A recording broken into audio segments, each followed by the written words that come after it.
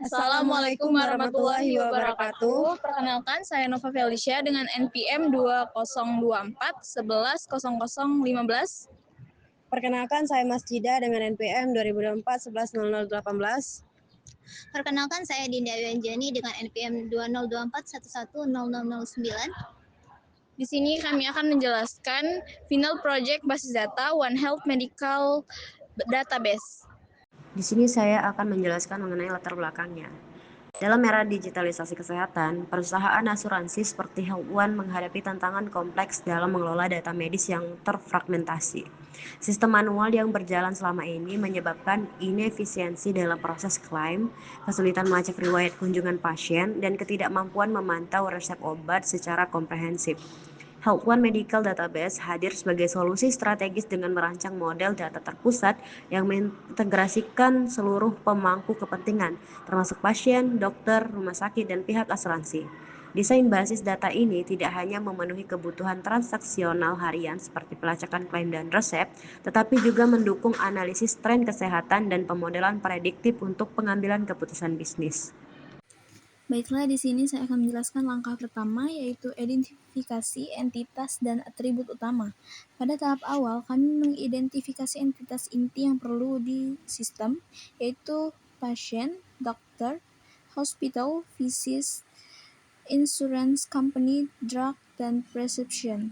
Kami menetapkan atribut asli atau intrinsik untuk setiap entitas seperti nama dan alamat, serta menentukan unique identifier atau UID seperti pasien ID. Penting untuk dicatat bahwa pada tahap ini kami tidak memasukkan foreign key seperti visit ID di dalam prescription, karena hal tersebut akan muncul secara otomatis melalui relasi di langkah selanjutnya. Di langkah kedua, kami menentukan hierarki yaitu supertype dan subtype. Untuk menangani variasi data kunjungan, kami memecah entitas visit menjadi struktur supertype atau subtype. Supertype visit menampung data umum, sementara subtype-nya yaitu new linus, follow-up, dan routine check-up itu menampung data spesifik seperti diagnosa awal atau berat badan. Hubungan ini bersifat disjoint dan complete, artinya satu kunjungan hanya bisa masuk ke salah satu kategori tersebut. Selanjutnya, di langkah ketiga, kami membangun hubungan atau relationship. Kami menghubungkan entitas-entitas tersebut untuk mencerminkan proses bisnis nyata atau relasi many-to-many antara dokter dan hospital. Diselesaikan dengan membuat entitas asosiatif bernama affiliation. Relasi ini memungkinkan satu dokter berafiliasi di banyak rumah sakit dan begitu juga sebaliknya. Langkah 4, normalisasi data. Kami melakukan proses normalisasi hingga tahap third normal form untuk menghilangkan redundansi. Contohnya, kami memisahkan data asuransi dari entitas pasien menjadi entitas insurance company tersendiri. Ini memastikan bahwa jika ada perubahan nama perusahaan asuransi, kita hanya perlu mengubahnya di satu tempat, menjaga integritas data tetap tinggi. Kemudian langkah 5, constraint ARC dan relasi rekursif. Kami menerapkan ARC constraint pada entitas perception untuk membedakan secara ketat antara resep yang dapat ditebus ulang, refillable, dan yang tidak non-refillable. Selain itu, kami menggunakan relasi rekursif pada entitas patient untuk menghubungkan antara pemegang polis asuransi utama dengan anggota keluarga yang menjadi tanggungannya, dependents, dalam satu tabel yang sama. Di sini saya akan menjelaskan langkah ke-6, di mana langkah ke-6 ini kami menggunakan relasi rekursif pada entitas pasien untuk menghubungkan antara pemegang polis asuransi utama dengan anggota keluarga yang menjadi tanggungannya atau dependents dalam satu tabel yang sama. Jadi bisa kita lihat di sini ada garis dari pasien ke pasien yang menandakan itu rekursif.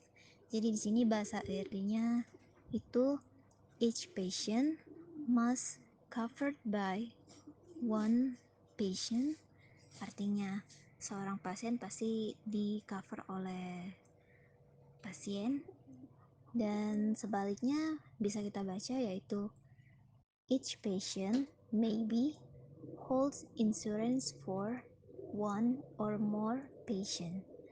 Ya, artinya untuk sebaliknya itu kalau seorang pasien itu mungkin saja dia menghold insurance untuk satu atau lebih dari pasien. Jadi mungkin saja dia menghold ataupun tidak. Lanjut ke langkah ketujuh, yaitu pemodelan data historis. Salah satu fitur krusial adalah pelacakan PCP History atau Primary Care Provider History. Kami membuat entitas asosiatif historis untuk mencatat riwayat pergantian dokter perawatan primer atau PCP bagi setiap pasien. Dengan menggunakan kunci komposit, pasien ID, dokter ID, dan start date, sistem dapat melacak siapa dokter pasien tersebut pada waktu tertentu di masa lalu untuk kebutuhan audit klaim. Bisa kita di sini pada entitas asosiatif PCP History juga terdapat atribut yang bersifat opsional yaitu end date. Lalu untuk ERD-nya bisa dibaca dari sisi pasien yaitu each patient maybe has one or more PCP history, dan sebaliknya dibaca each PCP history must maintained by one patient. Lalu untuk sisi dokter bisa kita baca yaitu each doctor must maintain record for one or more PCP history, dan sebaliknya bisa dibaca each PCP history must recorded for one doctor. Lanjut ke langkah terakhir, langkah ke-8 yaitu pemetaan relasional, yaitu mapping ke tabel. Di sini kami mengubah model logical menjadi relational model. Bisa kita lihat ini relational modelnya. Lalu dari relational ini kami mengubahnya menjadi skema tabel fisik. Bisa kita lihat yaitu pada tabel yang pertama ini ada tabel dari entitas pasien. Di sini dia mempunyai primary key bersifat wajib yang bernama patient ID. Di sini juga dia mempunyai atribut wajib lainnya yaitu patient name, date of birthday, address, email, dan juga phone number. Lalu di sini juga mempunyai foreign key yang bersifat wajib, ada dua, yaitu PCP Doctor ID yang mana merupakan foreign key ke dokter PCP saat ini. Lalu juga ada foreign key bersifat wajib yaitu insurance ID. Di sini foreign key ke insurance company. Lalu juga ada foreign key yang bersifat opsional. Di sini namanya insurance holder ID, yaitu merupakan foreign key rekursif ke patient pada step atau langkah ke-6. Pada tabel entitas dokter ini dia mempunyai primary key bersifat wajib yaitu dokter ID, lalu juga mempunyai atribut wajib lainnya yaitu doctor name, specialty, address, email, dan juga phone number. Lalu juga ada atribut opsional yaitu certification number. Pada tabel entitas hospital dia mempunyai primary key bersifat wajib yaitu hospital ID, dan juga atribut wajib lainnya yaitu name, address, dan juga phone number. Dia juga mempunyai atribut opsional yaitu hospital type. Lanjut ke tabel entitas drug. Di sini dia mempunyai primary key yang bersifat wajib yaitu drug ID, dan juga atribut wajib lainnya yaitu name, purpose use, dan juga side effect.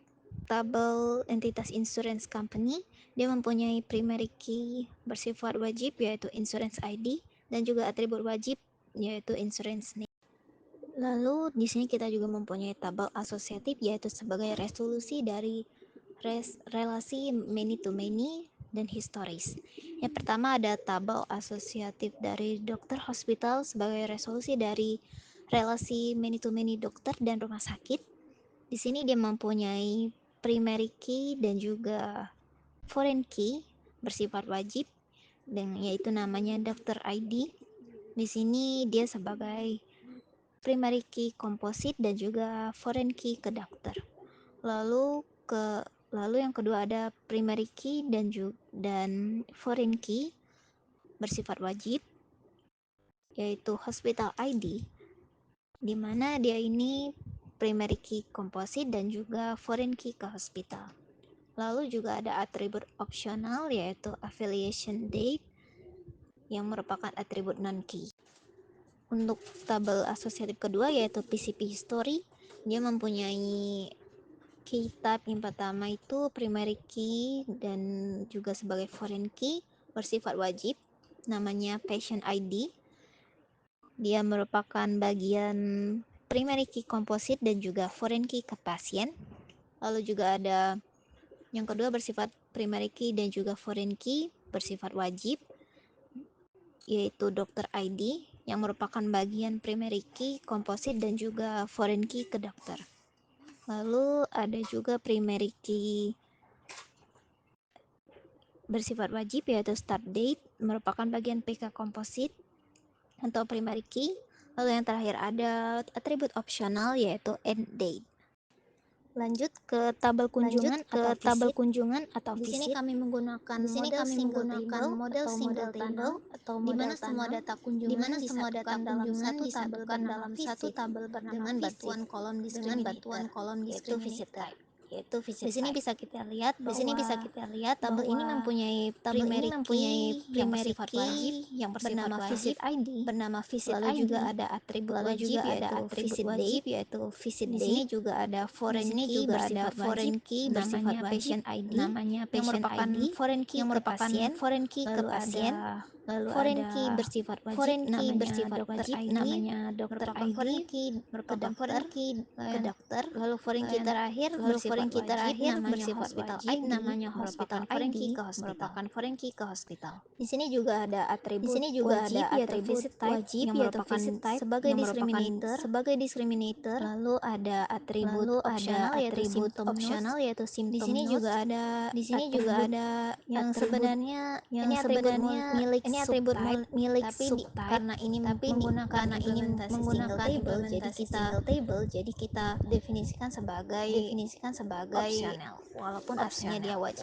Di sini yang pertama ada atribut initial diagnosis atribut yang initial merupakan diagnosis atribut yang dari new merupakan illness atribut visit. dari new illness Lalu visit. ada atribut opsional namanya patient status merupakan update, atribut dari merupakan subtype atribut follow-up dari visit. subtype follow-up Lalu visit. juga ada atribut current pressure yang merupakan atribut dari merupakan routine check-up atribut dari visit, routine check-up visit, dan juga dari atribut routine check-up visit dari juga atribut routine check-up ada visit height juga dan ada weight. height dan Lanjut ke weight. tabel terakhir yaitu tabel resep atau prescription. Di sini kami menggunakan model separate tables untuk menangani ARC guna memastikan validasi data yang lebih ketat di level database.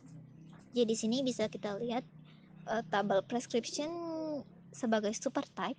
Di sini memiliki primary key bersifat wajib namanya prescription ID. Lalu ada foreign key bersifat wajib namanya patient ID, merupakan foreign key ke patient atau non-transferable. Lalu juga ada foreign key bersifat wajib namanya dokter ID, merupakan foreign key ke dokter. Lalu ada foreign key bersifat wajib namanya drug ID, foreign key ke drug. Lalu juga ada atribut wajib lainnya yaitu date issue, dose, dan juga quantity. Lanjut ke tabel subtype. Yang pertama itu refillable prescription.